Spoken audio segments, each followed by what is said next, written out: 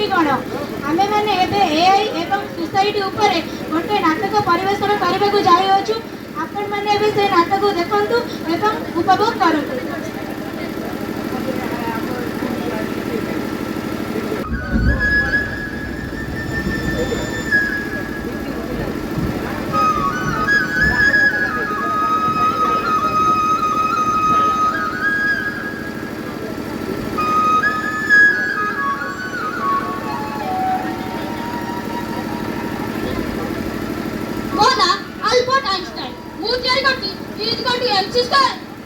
विश्व प्रसिद्ध सूत्र आज you know I am the greatest scientist और से टेस्ला नोजी से काले बड़ साइंटिस्ट और तारा दिटा जोड़ी नहीं से काले एसी करंट उद्भावन करिछि। अबे कोन कहलु तू आज बड़ साइंटिस्ट ना मु आज सबटु बड़ साइंटिस्ट कारण मु तयार करछि एसी करंट। तू को तारा दिटा जोड़ी नहीं एसी करंट उद्भावन करिछु हमें भलो होय जानि। आ तू पागल न बगिया गोटे खाता गोटे पेन धरी केमिति इज गोटे एमसीस्क्वायर सूत्र बाहर करछु आबे भी जानि छु।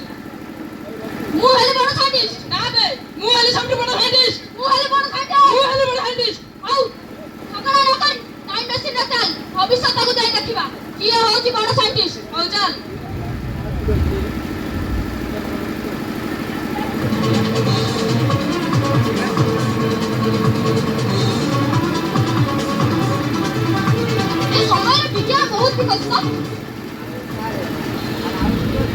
अरे ये कौन भविष्य मध्य लोक एमती चलती मु टिके चलिक देखे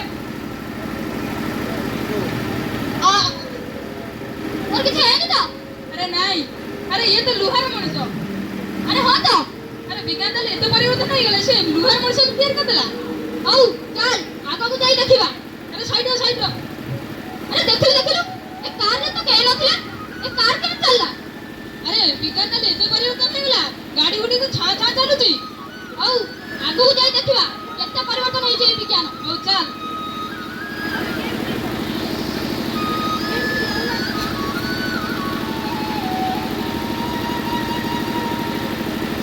अबे देख एटीना पिला खेल मुझे पचारे कि हो सब बड़ा साइंटिस्ट। अरे बाबू ए समय सब बड़ा साइंटिस्ट के देख मना कर AI is the best scientist. बस ए बोले ये कि रे अरे से मोना कहथुबो तू जानि पर नथु रा मु जाई पचारछु। पागल तो ना के कहबो तू जा पचारिबू। अरे पिला ए समय सब बड़ा साइंटिस्ट के कहलु AI is the best scientist. तू एते सूत्र कहली एते सब जिंस तैयार कली तथापि से पिला मोना कहले मो पर किए बड़ा साइंटिस्ट कस्ती। अरे से पिला कोन कहछि एआई चलो देखिबा से एआई किए मो पर बोले कि बड़ा हाजे आइछ आ चल देखिबा। आउ चल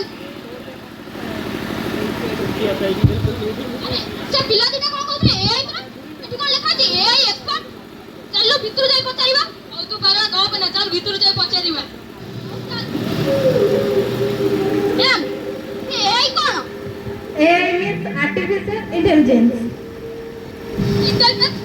इंटेलिजेंस माने को बुद्धिमत्ता हमर बुद्धिमत्ता ठीक है ना अरे मनुष्य कोन गोटे निजर बुद्धिमत्ता केले गला। अरे अब पचार कोन एआई एआई सब कोन कार्य करि पर ए दुनिया रे जे सब काम होउची सेतरे केवल AI रो हाथ। सबुतरे एआई रो हाथ अछि। आज्ञा एआई केउ सब कार्य करि परिबो हमकु देखाइले। चलो तो देखिबे AI रो केते भलो गुण अछि।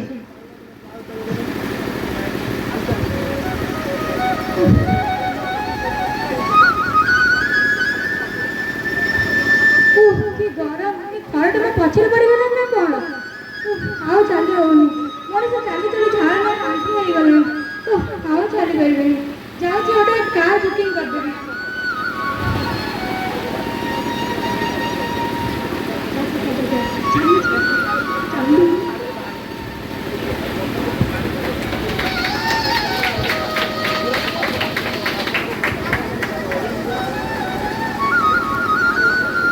देखिले तो से केमिति एआई सहायता रे टैक्सी बुकिंग करि पारुछि। अरे हां सत्य तो से को जंत्र एमिति करदेला से गाड़ी पळेला। अरे हां तो चलो तो आगो को एआई रो आहुरी मध्ये भलो गुण देखिबे।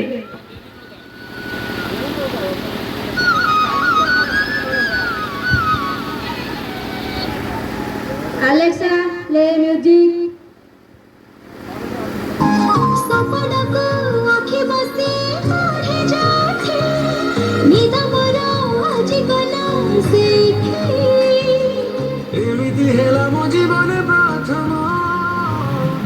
Alexa, set song.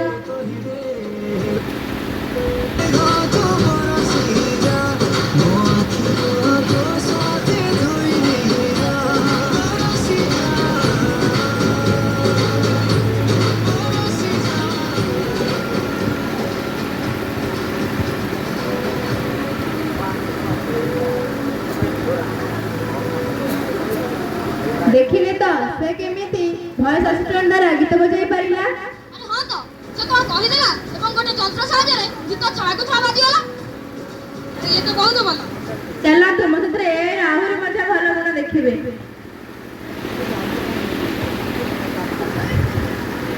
କି ଭୋକ ପେଟରେ ମୁଷା ଦଉନି କଣ କରିବି। ମମି ମମି ଘରେ ବି ନାହାନ୍ତି ନା କଣ କରିବି। କେତେ ଜୋର ଭୋକ କଣ କରିବି। ଯାଉଛି ମୋବାଇଲରେ ଟେଷ୍ଟି ଖାଇବା ଅର୍ଡର କରିବି।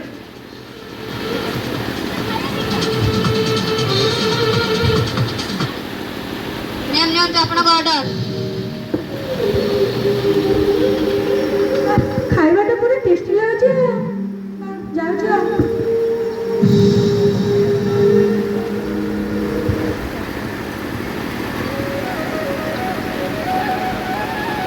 ଦେଖିଲେ ତ ସେ କେମିତି ଘରେ ବସିକି ସାହାଯ୍ୟରେ ଖାଇବା ଅର୍ଡର କରିପାରୁଛି। ଆରେ ହଁ ତ ସେ କୌଣସି ଯନ୍ତ୍ର ସାହାଯ୍ୟରେ ଗୋଟେ ଲୋକକୁ ନିର୍ଦ୍ଦେଶ ପଠାଇଲା ଏବଂ ସେ ଖାଦ୍ୟ କଲା। ଆରେ ଏ ତ ବହୁତ ଭଲ। ଚାଲନ୍ତୁ ମୋ ସେଥିରେ ଏହାର ଆହୁରି ମଧ୍ୟ ଭଲ ଗୁଣ ଦେଖିବେ।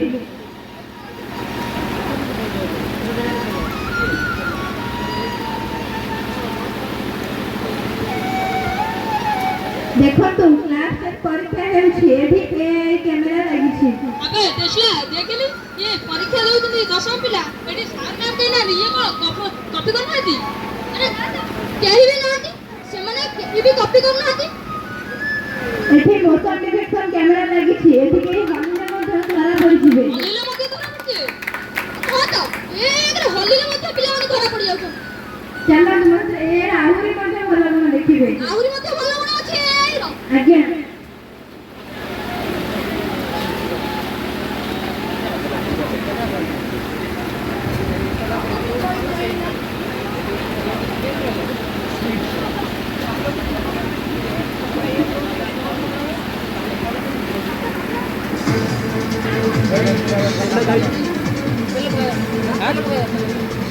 ହେଲ୍ଥକେୟାର କ୍ଷେତ୍ରରେ ଏଆଇର ଅବଦାନ ଅତୁଳନୀୟ। ଯେପରିକି ଦେଖନ୍ତୁ ଗୋଟେ ରୋବୋଟ ଗୋଟେ ମନୁଷ୍ୟର ଅପରେସନ କରୁଛି।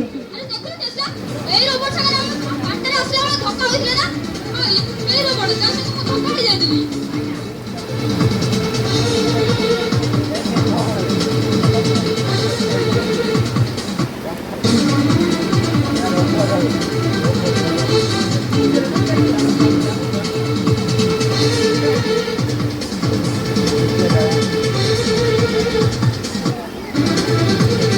ଆରେ ଏତେ ଭଲ ଗୁଣ ଅଛି।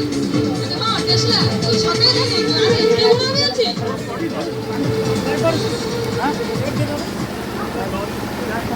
ଆରେ ଏଇରେ କଣ ଭଲ ଗୁଣ ଅଛି ଖରାପ ଗୁଣ କିଛି ବି ନାହିଁ।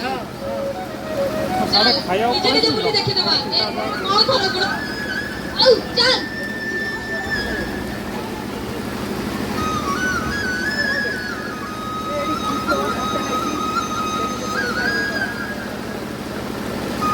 ମୋ ନାଁ ୱେବ୍ ଡେଭଲପ୍। ପୃଥିବୀର ସବୁ କମ୍ପାନୀ ମୋ ଉପରେ ନିର୍ଭର କାରଣ ମୁଁ ସମସ୍ତ ପାଇଁ ୱେବ୍ ଡେଭଲପ୍ କରିଥାଏ। ମୁଁ ହେଉଛି ଡାଟା ଆଡମିନିଷ୍ଟ୍ରେଟର। ମୁଁ ଡାଟା ଆରେଞ୍ଜ ବି କରିପାରେ, ମୁଁ ଡାଟା ଆନାଲାଇଜ୍ ବି କରିପାରେ। ସେଥିପାଇଁ ତ ଲୋକମାନେ ମୋତେ ବହୁତ ଭଲ ପାଆନ୍ତି। ମୋ ନାଁ ବଗ୍ ଫାଣ୍ଡର। ୱେବସାଇଟ୍ରେ ଯେଉଁଠି ଭୁଲ ଥିଲେ ତାକୁ ମୁଁ ଖୋଜେ। ସେଥିପାଇଁ ମୋର ଡିମାଣ୍ଡ ସବୁବେଳେ ରହିଥାଏ। ମୋ ନାଁ କମ୍ପାନୀ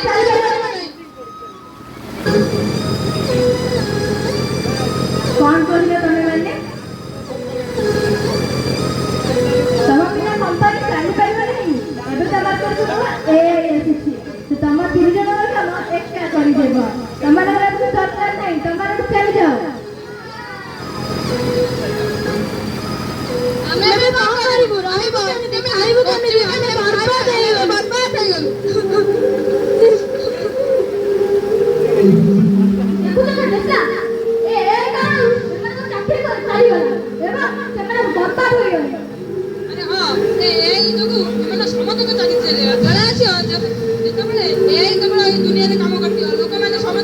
ବେରୋଜଗାର ହେଇ ବସିଥିବେ। ହଉ ଚାଲ ଆଗକୁ ଯେ ଦେଖିବା ଆଉ କେତେ ଘର ଅଛି ଏ ଆଇଲା। ଚାଲ।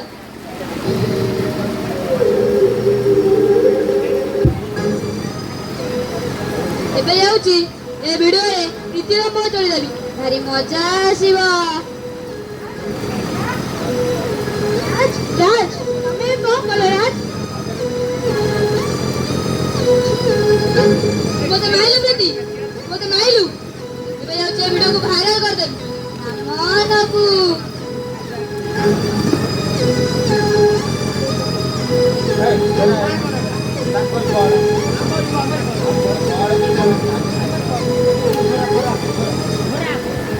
ଏବେ ଖେଳ ଆରମ୍ଭ ହେଲା ପ୍ରୀତି। ହି ହା ହା ହା।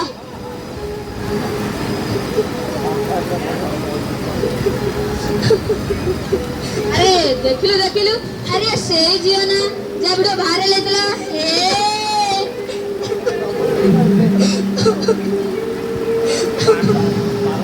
ବାପା ବାପା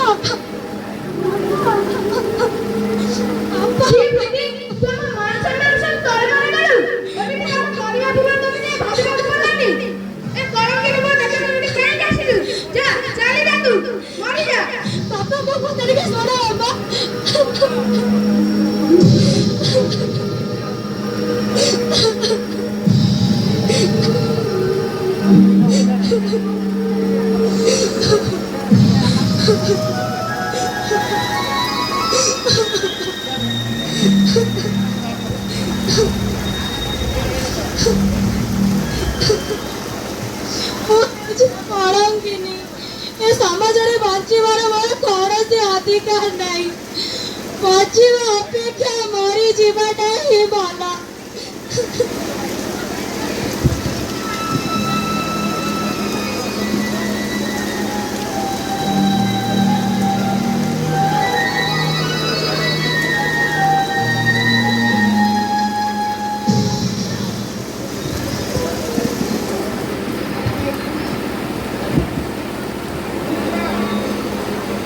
ଆରେ ଦେଖୁଛୁ ତ ଆଇଲେଣି କେମିତି ଏ ସାଥିରେ ଏକ ନିର୍ଦ୍ଦୋଷ ଲୋକକୁ ଦୋଷ ଠାରୁ ଦିଆଯାଉଛି। ଆରେ ହଁ ତ, ଏହା ହେଉଛି ଏଆଇର ଖରାପ ଗୁଣ। ହଉ ଚାଲ ଆଗକୁ ଯାଇ ଦେଖିବା ଏହାର ଆଉ କଣ ଖରାପ ଗୁଣ ଅଛି। ଆଉ ଚାଲ।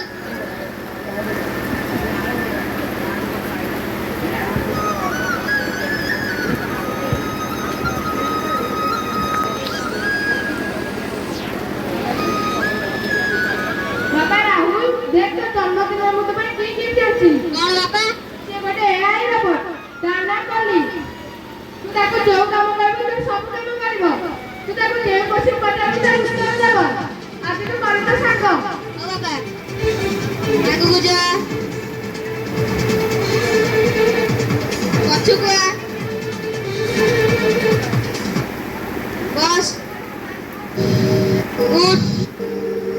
କହିଲ ଭାରତ ରାଜଧାନୀ ନାମ କଣ? ଆରେ ବଢିଆ ତ, ମୋ ବାପା ମୋର ନୂଆ ସାଙ୍ଗ ଦେଇଛନ୍ତି। ମୁଁ ଆଜି କାହା ସାଙ୍ଗ, ମୋ କାହା ସାଙ୍ଗ ହେବି ନାହିଁ।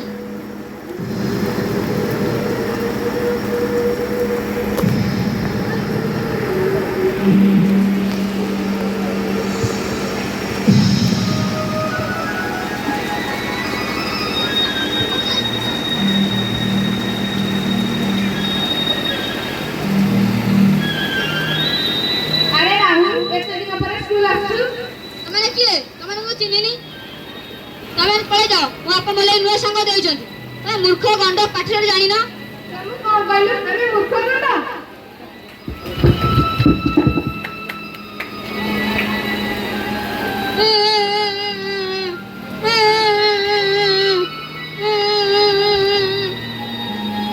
ଦେଖୁଛ ନା ଟେସ୍ଲା ଏଆଇ ପିଲାଟା ସବୁ କିଛି ଶିଖିପାରିଲା କିନ୍ତୁ ନୀତି ଶିକ୍ଷା ଶିଖିପାରିଲା ନାହିଁ।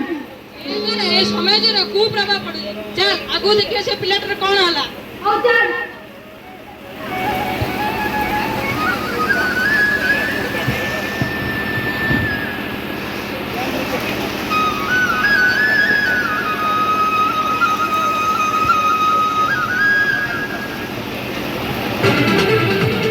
କାଳି, ସ୍କୁଲରେ ଯାହା ପଢାଉଛୁ ମତେ ପଢେଇ ପାରିବୁ? ତାହେଲେ ମୋର ସ୍କୁଲ ଯିବାର ନାହିଁ। ହେଲେ ମମି ଯଦି ମତେ ମାରେ? ହଁ, ମମି ଯଦି ମତେ ମାରିବ ତୁ ମୋ ମମିକି ମାରିବୁ।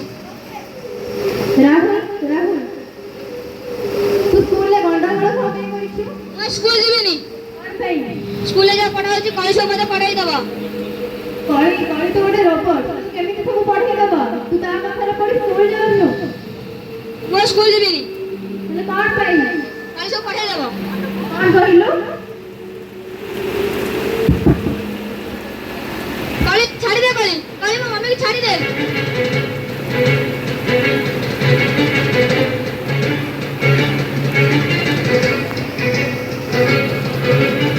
କାଲି ଛାଡ଼ିଦେ, କାଲି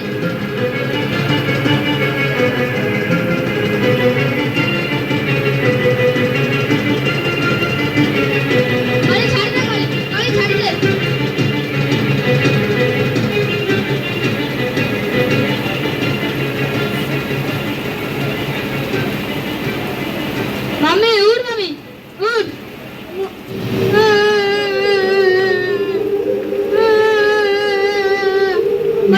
ये कौन कलू तो मम्मी की मारी देलू मैं तो शाम पिपा क्यों चट्टा मम्मी उठ मैं कौन कली मैं निज हाथ को मम्मी की मारी देली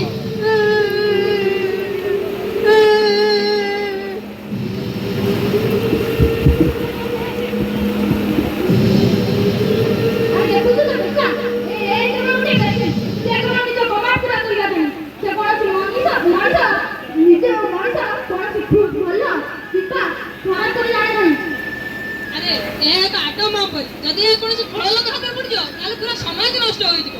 ହଁ ତୁ ଠିକ କହୁଛୁ। ଚାଲ ଆମ ସମୟକୁ ଆମେ ଫେରିଯିବା। ଏବେ ଆମେ ଜାଣିଗଲେ କିଏ ହଉଛି ବଡ଼ ସାଇଣ୍ଟିଷ୍ଟ। ହଉ ପାଗଳା, ଚାଲ ଆମେ ଆମ ସମୟକୁ ପଳେଇବା।